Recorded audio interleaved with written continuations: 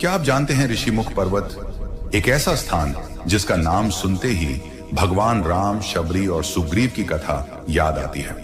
लेकिन बहुत कम लोग जानते हैं कि इस पर्वत से जुड़ी एक रहस्यमयी कथा भी कही जाती है।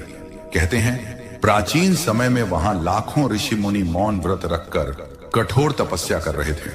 चारों ओर सिर्फ मंत्रों की ध्वनि और तप की शक्ति थी। देवता भी उस भूमि को प्रणाम करते थे।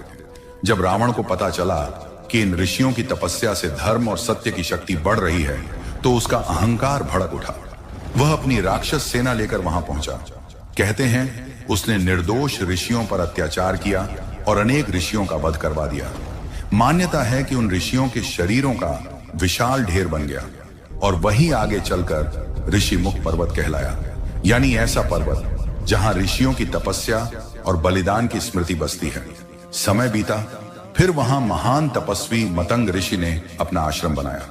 उन्होंने उस भूमि को फिर से तप और भक्ति से पवित्र किया। एक दिन वानर राज वाली ने युद्ध करते हुए उस आश्रम की मर्यादा भंग कर दी।